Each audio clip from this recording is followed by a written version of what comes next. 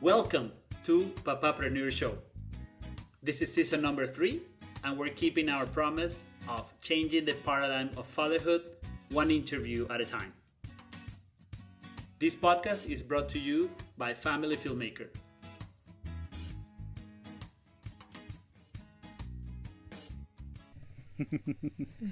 All right. So we are on, and we really had to make some final tweaks at the last minute because we have somebody else with us here at the studio. Welcome everyone to Papapreneur Show.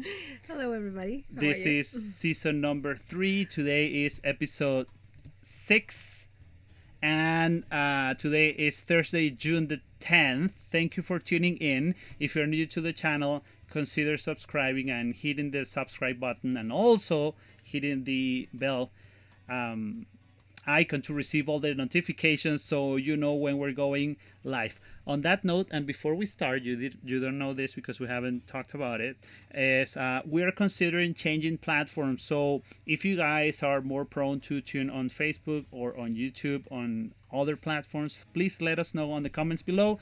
And without further ado, I'm going to introduce our guest for the evening. We are with Tenchi tonight because this topic is, well,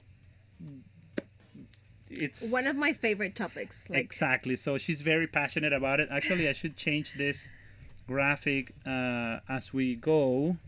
I just had to be here. There you go.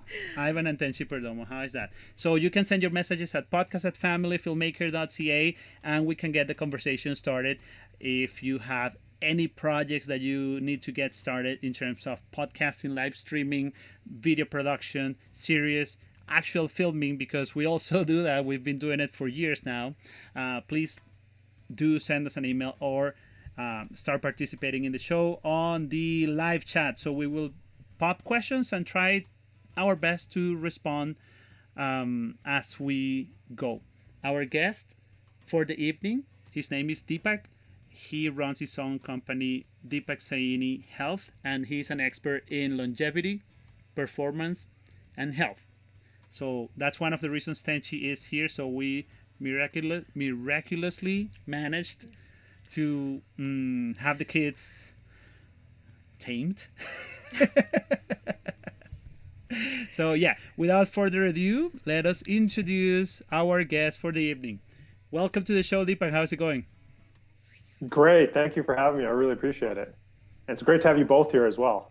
Really looking forward to it. Right on. Likewise. So we're very happy to have you here. And as we were chatting before airtime, please introduce yourself and tell our listeners who you are and where do you come from in terms of what you do. Sure. I'll try to be really brief here because my story is a bit long. But in a nutshell, I was always that chubby kid. You know, growing up, I always had a little extra weight. I was always getting sick all the time. You know, 2, 3, 4 times a year, I'd be chronic bronchitis and all that sort of thing. And then that didn't really change as I got older. In university, I'd always get sick and it was very, very unhealthy. When I was 18 years old, I was 270 pounds. So for my height, I'm a little bit under 6 feet. That's morbidly obese. That's classified as morbidly obese. So got into the workforce, and over time I decided I need to, do some different things. So I managed to sort of, over many, many years, that roller coaster of weight loss and weight gain that many people are familiar with. I got down to about 220, 225 or so. I lost a lot of muscle mass. I was, I still had a spare tire on my stomach, but my arms and my legs were pretty skinny. So skinny fat, people are probably familiar with that terminology. But then my real low point was I was training for marathons and half marathons, and I ended up hurting my back really bad. And they didn't know what was wrong with me. I was kind of passed around the medical system a little bit. I wasted about 2 years of my health. But the actual very, really low point was, so this was about 7 years ago. Our youngest daughter was just a baby, and my back was so bad. I couldn't even bend over. I couldn't even pick her up out of her crib when she wanted to be Wow. picked up. I'd literally have to like very gingerly sit down in the, our sort of lazy boy recliner chair, and my wife would have to hand me her. And I could play with her and stuff, but I couldn't even stand up with a 10-pound baby. My wife would have to, pick her up, and that was kind of the impetus. And I didn't realize it myself at the time, but now looking back, I probably had very deep depression Wow. because I couldn't do any of my activities. I couldn't run, I couldn't exercise, I couldn't golf, I couldn't pick up my own child. And even my older daughter, who couldn't really play with her, couldn't get her down on the floor and crawl around with her and stuff like that. So it was my really low point. But that was, in looking back now, was my impetus for change. So in healing my back, and maybe we can get into that a little bit later, but in healing my back, I lost all of that excess weight that I was holding on to, seemingly like that, in a very short amount of time, to the weight that I'm at now, which ironically enough is the same weight I was before I started putting on all the weight back in junior high. So yeah, and that kind of was my story of where I came from. And then people started asking me, what do how did you do it? And asking for advice. And then I realized, wow, I actually really like helping people, answering their questions more than I like, what I did in school and what I was doing as my career. So I, kind of thought of that for a while and decided to, a number of years back, change gears and start helping people. And that's, kind of what I do. And of course I've changed over the years as I've grown myself. My practice and what I offer my clients has grown as well. But yeah, that's kind of, in a very brief, that's my backstory. Wow. Wow. I've heard a little bit of your background and your story, but hearing it from you, it just took me to that moment where you couldn't hold your baby as a child. That for sure should have been like so difficult. Cause me, like I'm sometimes also struggling with the energy that is required for a mom to run a house or run a business and to do the homeschooling, two children with two different nests of interest, and it is challenging for me to keep up with the requirements of being a mom nowadays. Wow.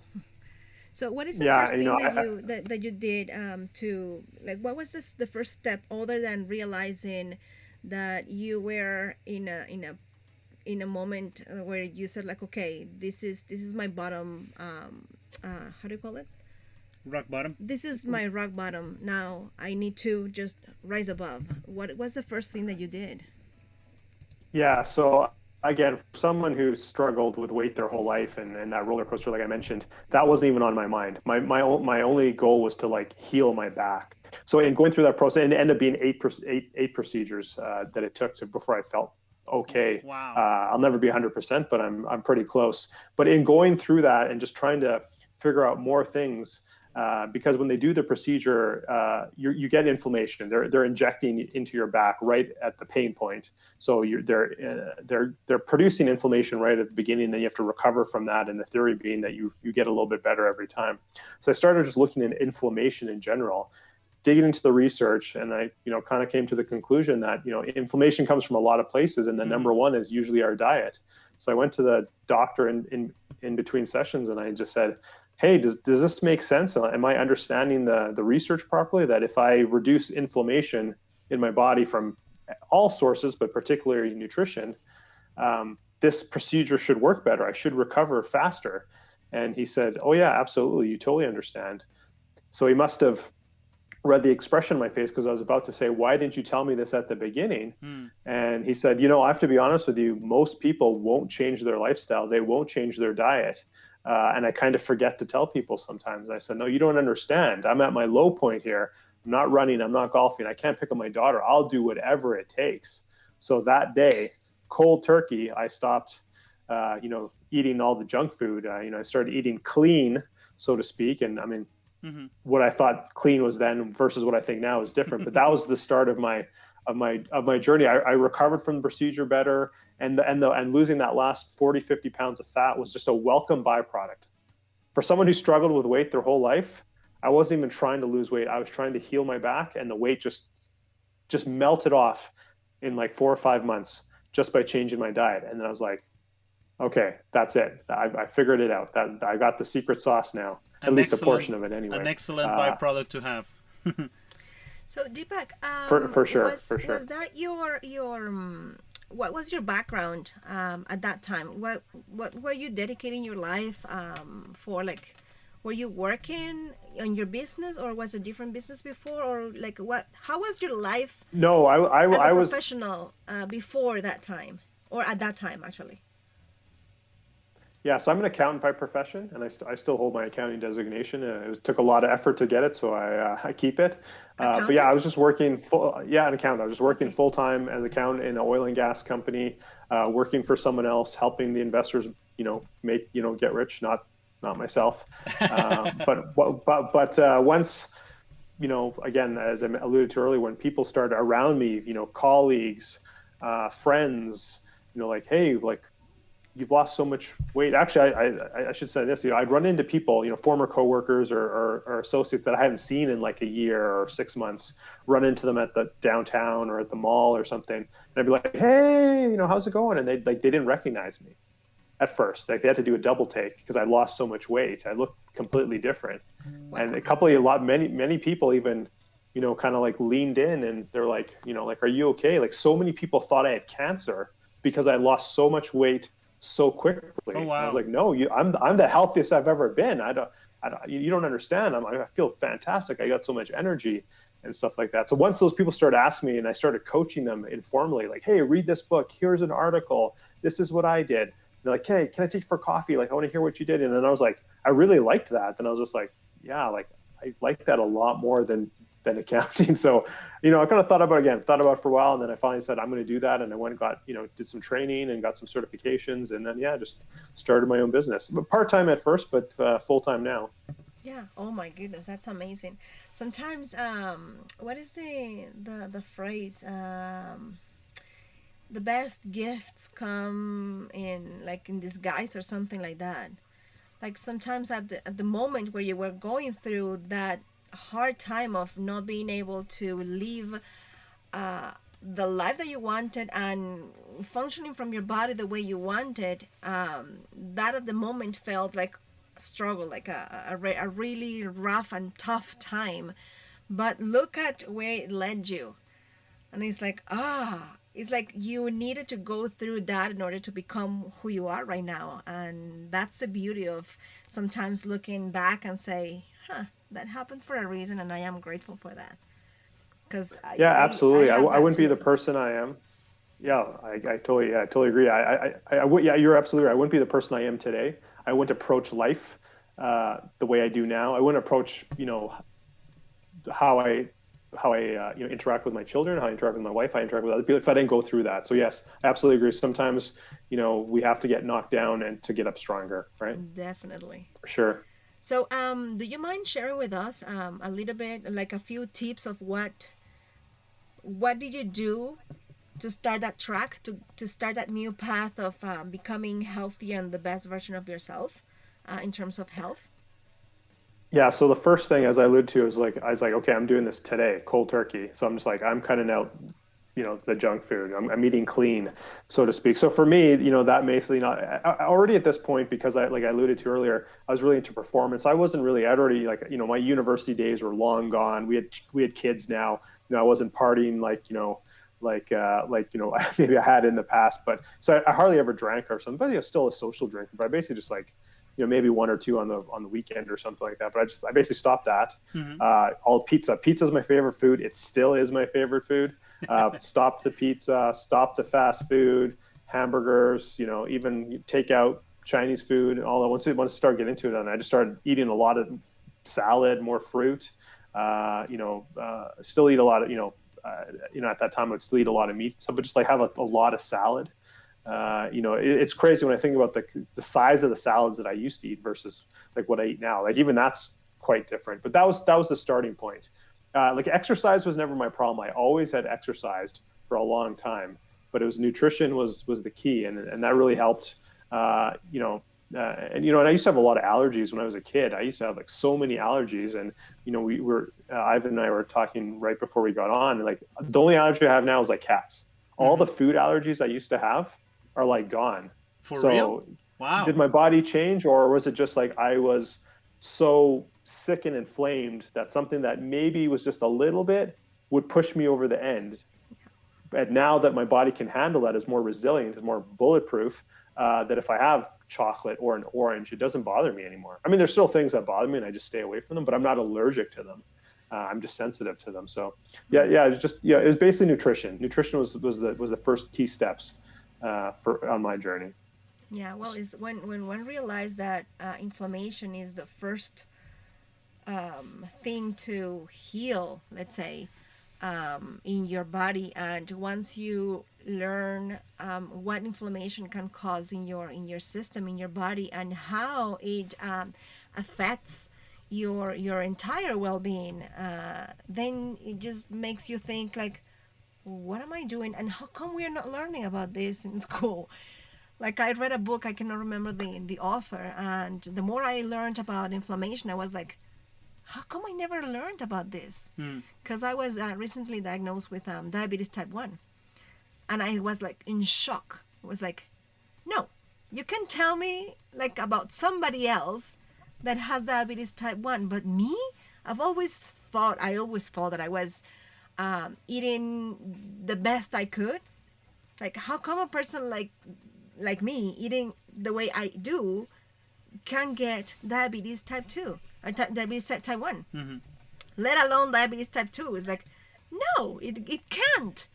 And yeah, that led me to learn a lot about inflammation. So, oh my goodness, we should Yeah, all I'll tell learn. you. Do I'll you tell do you. you do something at home with your kids in order to guide them, teach them, inspire them? First thing I want to say is we could do a whole nother podcast just on why we're not told the things we should know when it Why comes we're to. So not that what? we'll save that. Not told. Oh yeah. Why we're not told the things we should be eating, or the things that are, so that's that we'll save that for maybe a part 2 Yeah. next season or something like that. Absolutely. Yeah. I want to share, before I answer your question, can I just share one quick story with you? Absolutely. So long time, yeah. When I was in high school and junior high and stuff, and even after high school, like I mentioned, I played football and rugby, and my knees were always really bad. They'd always be sore. I'd have to ice them, and I just thought, well, okay, like I'm a big guy, but that's just part of playing sports.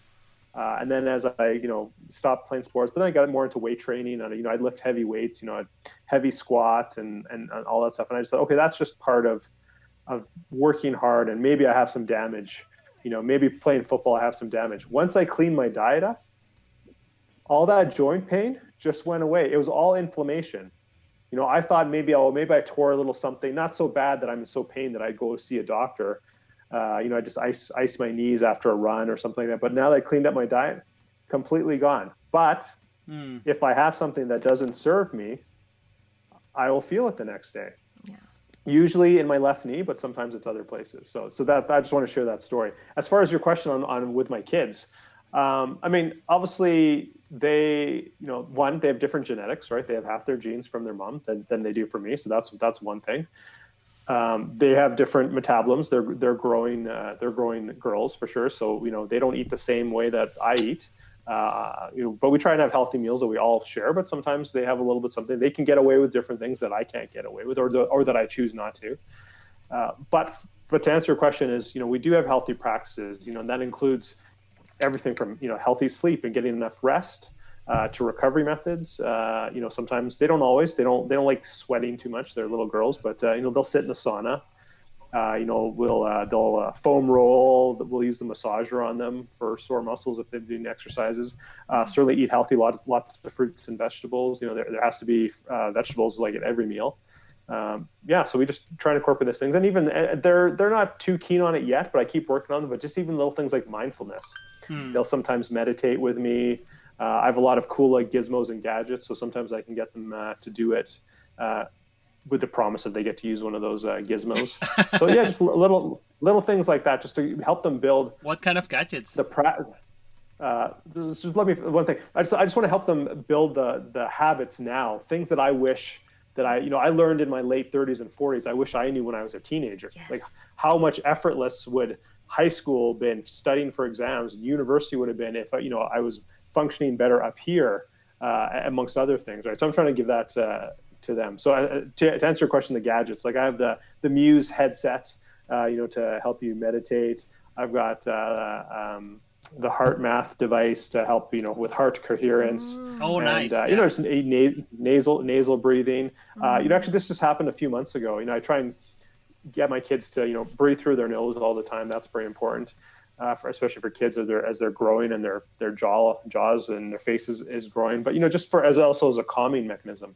But this happened a couple maybe 4 or 5 months ago, where I picked them up from school. We were driving home, and my younger daughter was had a bit of a tough day, and she was getting a little upset in the car. And of course, I'm driving, so it's kind of hard to look back and calm them down. And my older daughter leaned in over across to her and said, "Remember, breathe through your nose." So she was coaching her younger sister, and I was just like, "Oh my God, it's sinking in. That's awesome." Yeah. That's a score. So before we move to the next subject, I have been toying with the idea of asking you, how can we make a reality this idea that you are promoting on achieving 100 years of age in good health? Because I see you're combining different variables that they are all really important, and they are not too far from any any regular day. Like just this morning we were just talking about inflammation, and now that you correlate that to joints and joint pains and whatnot, I am like, okay, this is more, this hits close to home more than I thought, That's why so I'm here. so yeah, I'm Yeah, really intrigued. So I would like to have your take on this question. Yeah, so basically, people may or may not have heard of the blue zones before, and there's places in the world where they have the highest concentration of centenarians, people over 100 years plus. Now, I'll just take half a step back. With all the struggles that I mentioned earlier, just getting to average age, hey, if I can make it to 80, awesome. Like that, we have sort of a limited mindset with what we've been told through the media or education or whatever. But kind of once you pull the curtains back and you realize that there's really no limitation. If all the factors are in place, people live to 120, not many, but I mean that's what people can do that easily.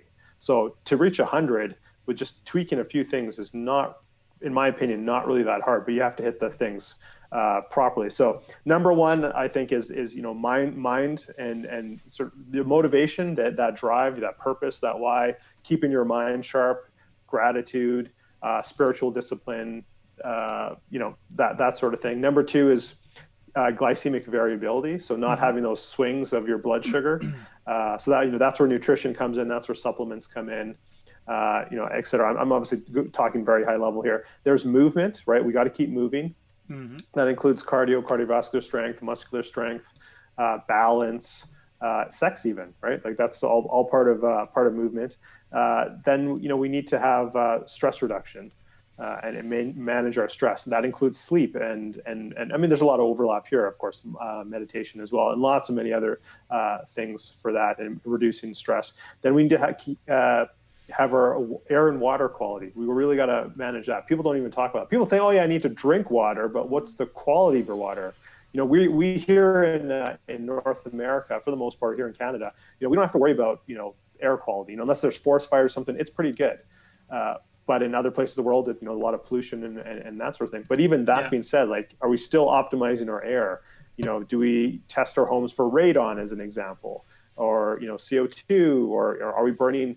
Nothing wrong with incense or that sort of thing, but I mean, that is a carcinogen. You're burning something, so keeping all those things in mind. Mm-hmm. The other thing is not to do stupid things, right? Every choice we make is a risk-reward ratio, right? Like, okay, I'm going to go bungee jump. Okay, well, yeah, that's probably really fun. I've never done it myself, but there is a risk to it, right? Riding a motorbike, right? Okay, but so whatever the case may be, are you taking the proper precautions to have fun while you're still mitigating risk? And that can go over various things.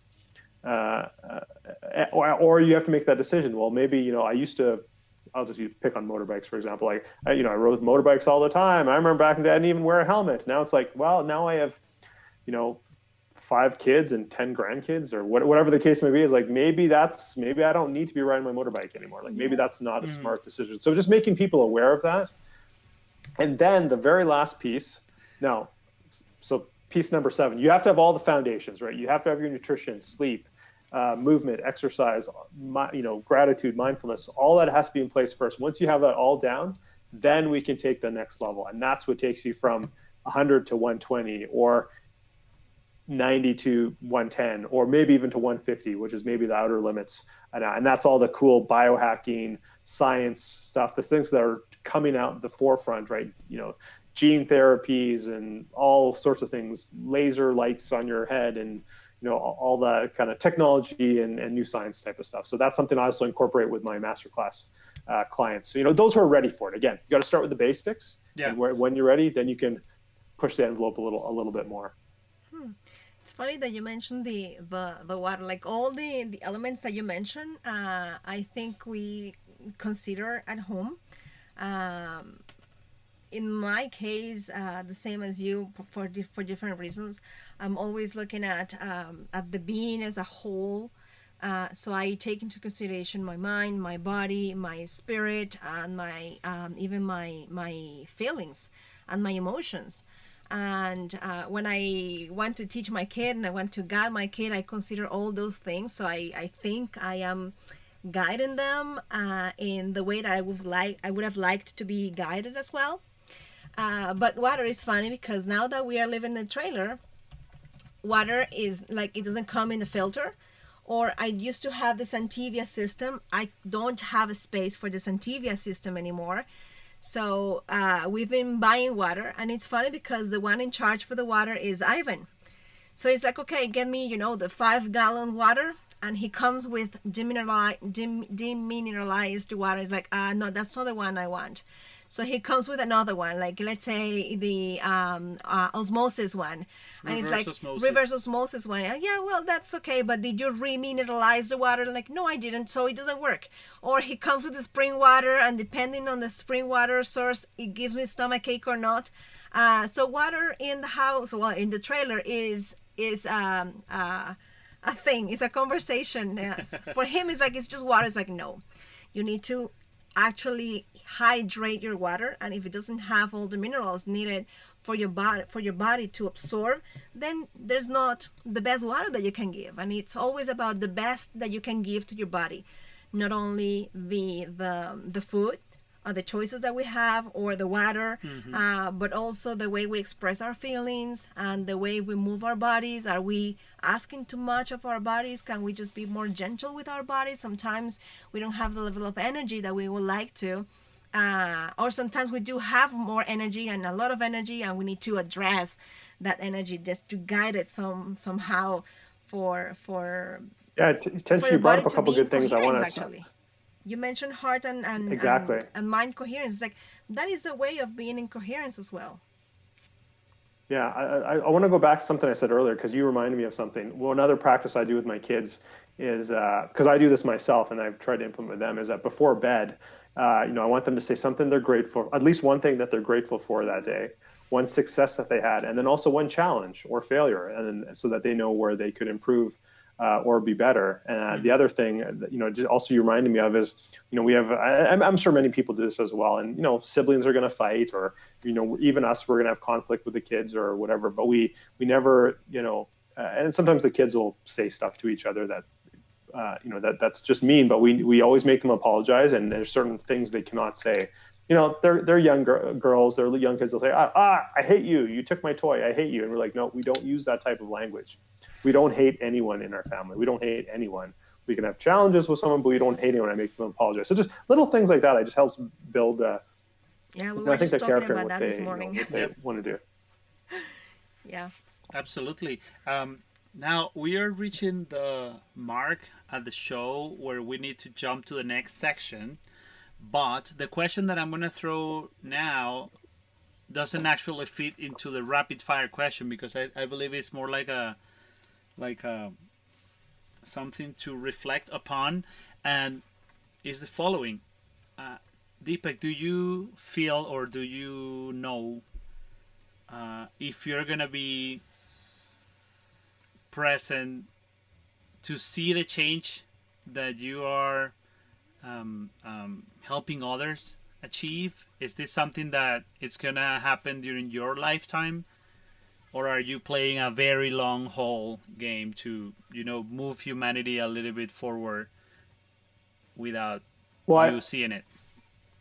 yeah. So and everything, I never used to think this way, but I'm more awake now, and more open with going through my own journey. But I play the long game, right? So I'm in my low 40s. I'm planning to be at least 100. I got 60 years. I have more life ahead of me than I've already had. So I have to play the long game.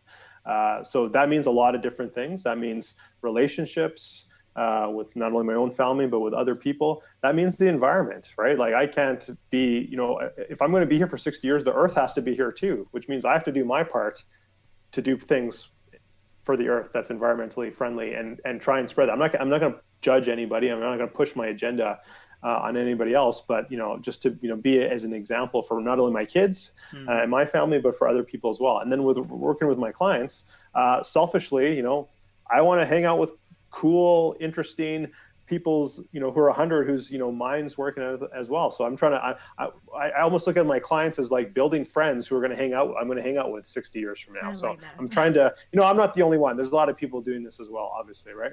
But I think all of us play a small role, and we have to slowly change society, one person at a time, one family at a time, what have you, right? So Yeah, that's one of the things that makes me liking having you as a guest at the Papapreneur Show, because our intention is changing the paradigm of fatherhood one interview at a time, and by having members of our society thinking differently and making small adjustments that are going to go a long way within time, it's the only way. So basically, what we try to promote at the show is we're gonna all of us are gonna have to put our gifts to the service of the common good.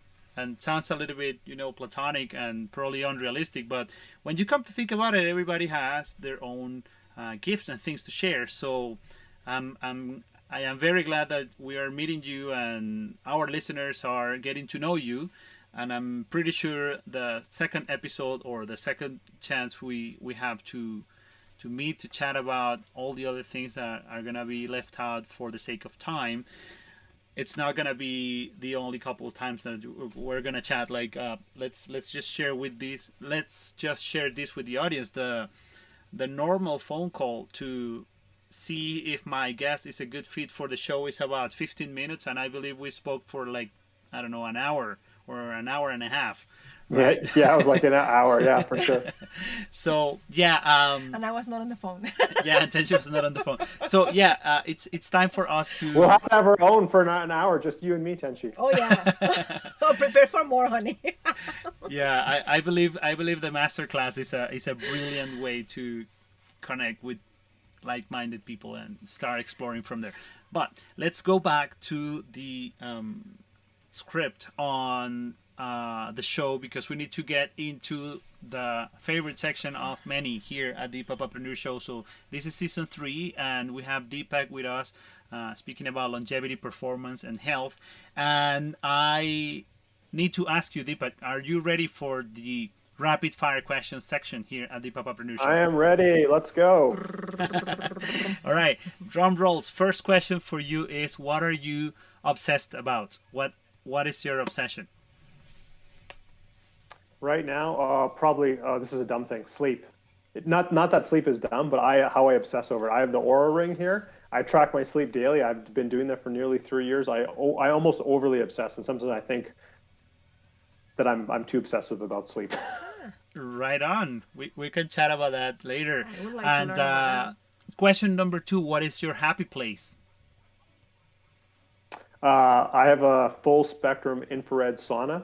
So I try and get in there every day that I'm home for at least 20 minutes. But, with COVID and all that stuff, I've been getting to about 40, 45 minutes. But I go in there, I'll read for a little bit. And then once I start to get a little too sweaty, then I'll do my meditation. That is my happy place. Right on. Very, very specific. I like it. So question number 3 for you is, you already touched briefly on it, but let's just recap. Are you married? Do you have kids? You have pets? Yeah, married 15 plus years to my soulmate. We have 2 little girls. 10 and 7. And sorry, what was the other part? Well, Pets. if you have pets, but then you will have to take Oh, pets, yeah. anti-allergenics. Yeah. Yeah, no, no. We have, I'm super allergic, deathly allergic to cats and birds, actually. And my wife is a mild allergies to dogs. So we have no pets right now, although the kids keep grinding like every day. So, Mine too. Yeah, we're gonna end up giving. It's gonna end up happening at some point, but yes, I agree with you on the allergies and not the right time for doing it. But anyhow, question number 4 is: what's the farthest away you've been from your hometown, and what were you doing so far away? oh, well, I've been to India before. My dad's from India, so I've been there. I don't know if that's further. I've also been to like Egypt and Turkey and all over Europe. So actually, India might be the furthest place that I've been. That was a long time ago. I was pretty young, but yeah, it was family vacation for my dad took me and my sister. Again, I was 5, 6, I think, just to see where he grew up, and we did a bit of touristy stuff, see the Taj Mahal and stuff like that. So Oh, wow. Nice. Well, I'm hoping somebody sometime one of my guests is gonna tell me Mars. So let's see. Not yet. no, It's coming. It's yeah, coming. maybe in 10 years, maybe It's in 10 years. coming. Yeah. Yeah, it That took will us so happen. long to get to the moon. I can't believe it. So, next question for you, Deepak, is when you guys are out for, well, you were because there's a lockdown, but say there's no COVID and you guys are going out for dining. So, do you choose sitting across the table from your wife, or you sit right next to her, and why? Oh, good question. Are the kids with us or not? Your call. Okay, if we're out as a family, then usually we sit across so that the kids are separated. Divide and conquer. If we are with another couple, then it depends on the couple. A lot of times we'll sit side by side. But if it's a certain couple that we're very, very good friends with, then the women send us sit on one side and the men send us sit on one side. I think just from a conversational point of view. Right on. And do you want to add any questions to the quick to I the want rapid to fire? know. It's a rapid fire, okay? Oh, rapid fire. No, Yeah. then it's not. All right, Doesn't qualify. Does not qualify. you're gonna have the first question once we're done this section. Okay. Now, moving forward in the rapid fire question here with Deepak Saini today at Papapreneur Show. The eternal debate on how to set the toilet paper for you at your household. Is it over or under, and why? Yeah, it's over. I don't know why. That's just what makes sense. I think it doesn't roll down to the floor as much if it's over. I've watched other episodes and I've heard other people say this. So I'll say this too. I will literally change that at other people's houses. I will change their toilet roll to be Yeah. the proper way and hoping that they will figure it out. I think we're in the same That was team. one of our questions when we got married, when we were meeting each other. It's like, so the toilet paper, over and under. It's like both are over. Okay, then we can continue doing Oh, this. match. Yeah. So, Yeah, it will let's be see. my question then. No, we're not done yet. Oh, we sorry. have 2 or 3 more. I can't frankly remember where was the last one. I have a bridge question between the funny and the serious one, but I'm gonna throw the serious one right over. So this one is to reflect upon, and it's similar to the one that I popped some minutes ago. How do you want to be remembered when you are no longer here?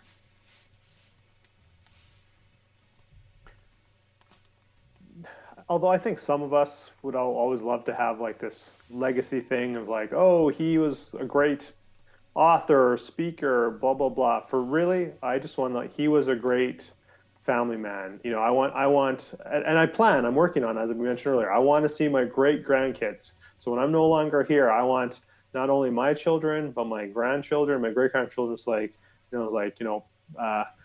I don't know what they'll call me. They'll call me grandpa. They'll call me opa. They'll call me whatever. We have different things in our family for names. I want to say like he was always so good. He was, he spent the time with us. He taught us all these life lessons. He was, I remember he took us stand-up paddleboarding. I can't believe he was 100 and he was still stand-up paddleboarding. That's what I want to be remembered for, by my family, that I was there for them and that I was doing things with them right till the end.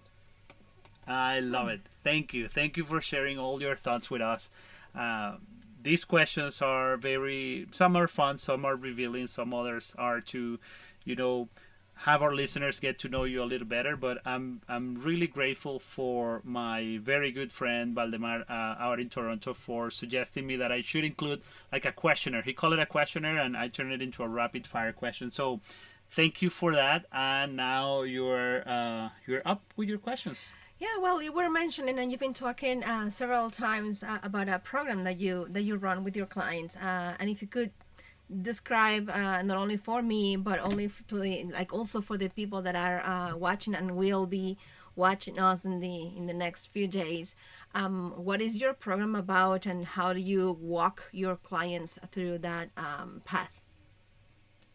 Sure. So I have a few different programs, depending on where people need and what they want. But what I was referring to earlier was my masterclass program. So basically, this is a program for people. They might want to lose weight. They might want X, Y, Z. Again, alluding to what I said earlier, some people, they think weight is their issue, but it's actually something else.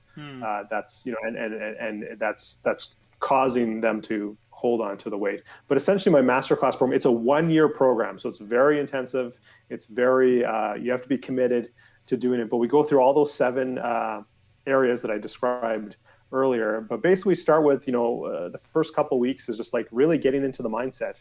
Trying to find people's purpose. What's their why? Because they're not going to make lifestyle changes. They're not going to make long-term health changes if they don't have a reason for doing it, right? I've had clients where it's just to be, they just want to be the best they can be. They just have that drive.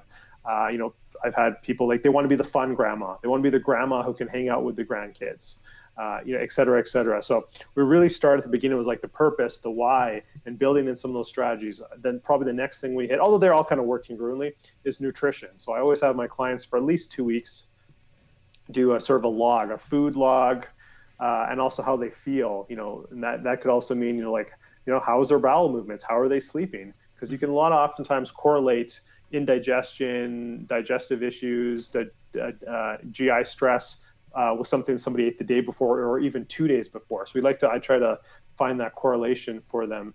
And then we'll get into the movement. And, I have a lot of clients, many people overtrain and they don't recover enough.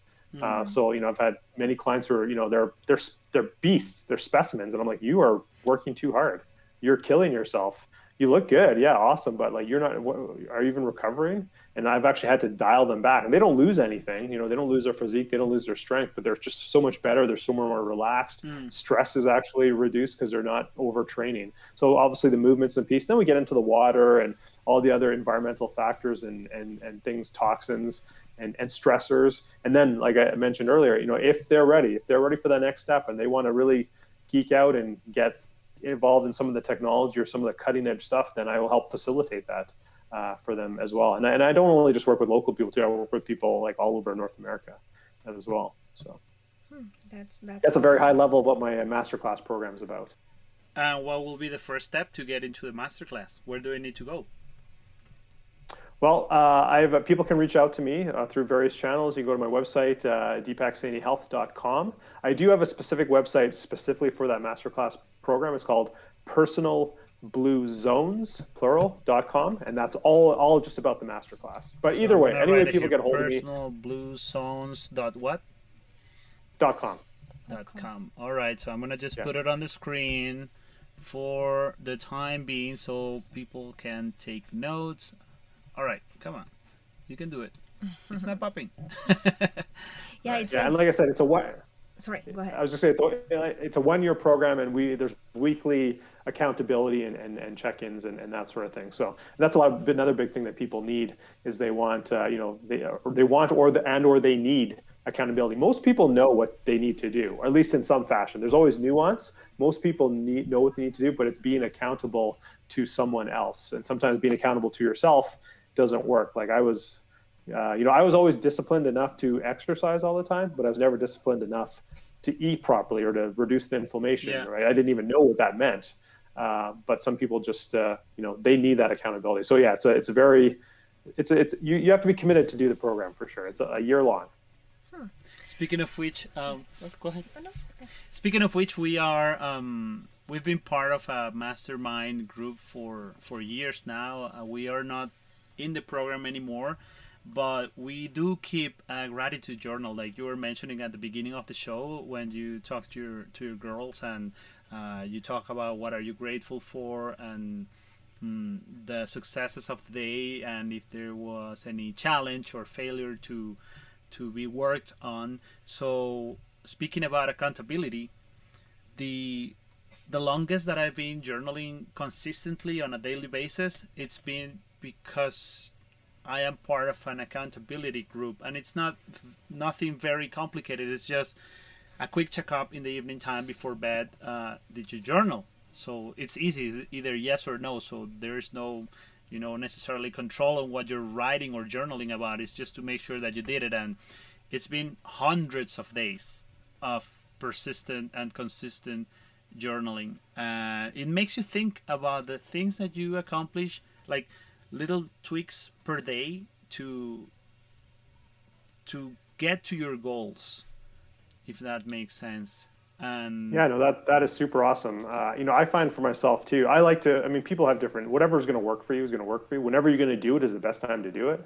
I like to journal in the evening, usually before bed, because I like to put that good intention in my head before I go to sleep.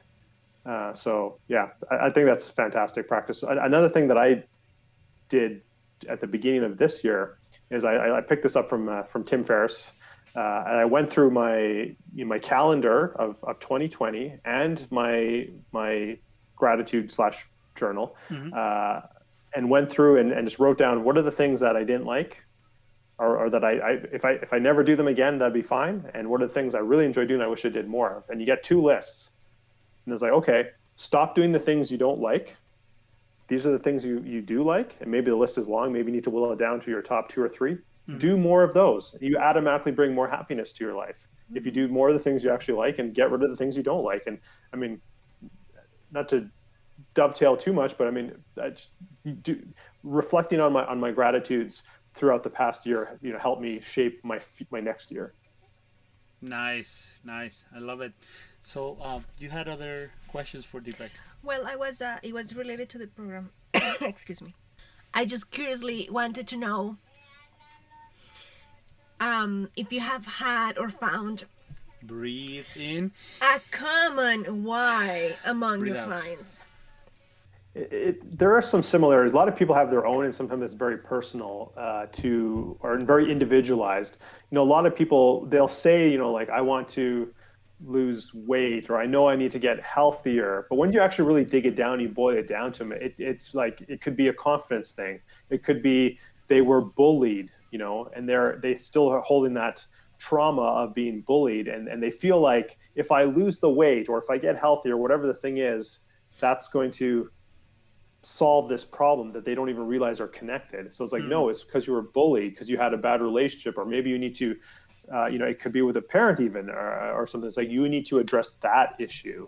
That's what's put on the weight for the last 50 years. It's not that you're overeating or not exercising. I mean, there's obviously some degree that needs to be addressed, but it's actually something in your childhood or some early events. So there are some similarities to that. Bullying, or another one that comes up quite often too is again, a lot of people that are from looking at them now with their career and the type of income they have, or et cetera. They're very successful people, type A type of people. You drill it back, and it's because something in their child they have to prove to their, usually for men, it's usually their father, via sports, like oh, I wanted to prove to him and then I didn't make the hockey team or the soccer team, whatever, and then they put that focus into and studied and whatever. Now they're very successful business people, but they're still holding on to that thing because they didn't feel accepted, or they didn't feel they lived up to their father's expectations or their mother's expectations, or something like that. A lot of relation type. Another thing that comes in now I'm getting rolling here, it's all coming back to me. Another thing that comes up, I wouldn't say fairly often, but a lot of times there's things with siblings where, when I get into about their lives, and they're like, I don't have that great a relationship with, sister or my brother, I don't talk to them very much. And you dig down and then you find out it's like, oh, something happened where they perceived their parents gave more attention to their sibling for this.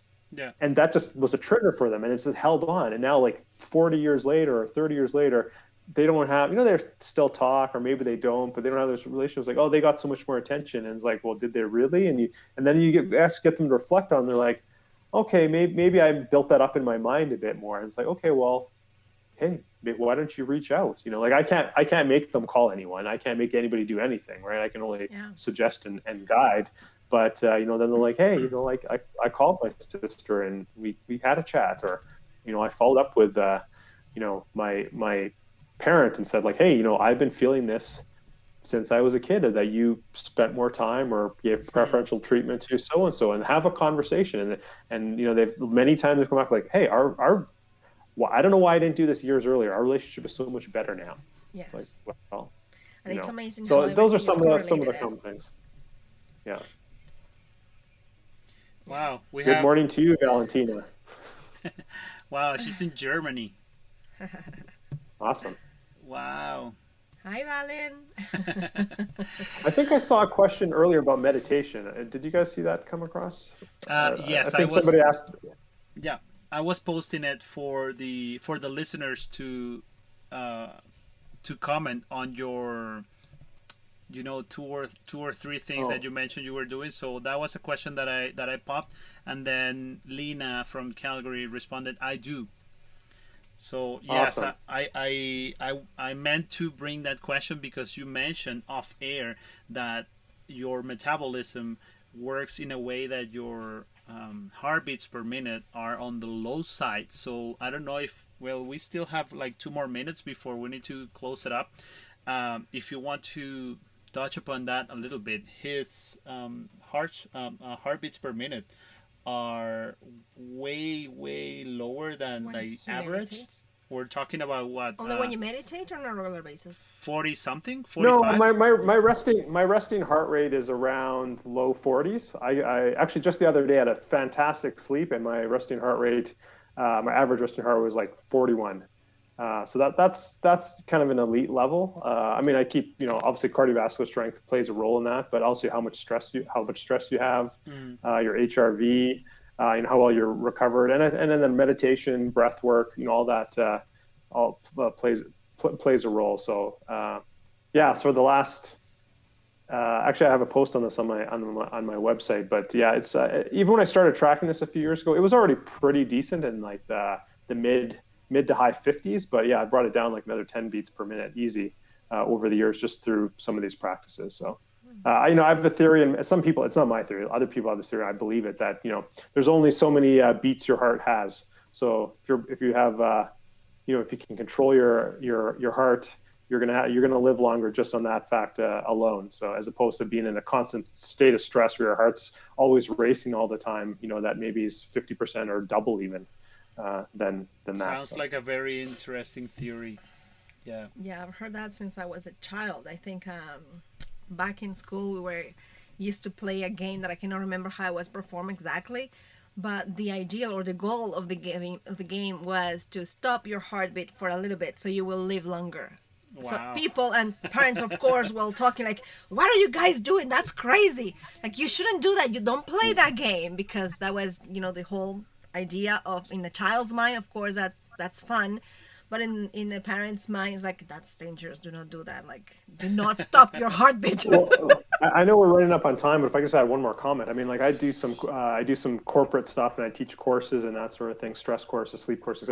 But in my my stress courses, I always very briefly show people just even some deep breathing. Like if your boss comes in and like, you did this wrong, or redo this report, or whatever the case may be. You're all amped up, your heart starts racing, you're being attacked, right? Fight or flight, right? You take a couple like deep breaths, and if you know how to do it properly, within less than 20 seconds, you can bring your heart rate right back down and be like normal, right? So it's a very important tool.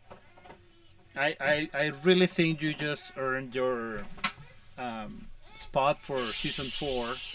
because we still have we still have a lot of questions for you, and it's been a lovely conversation.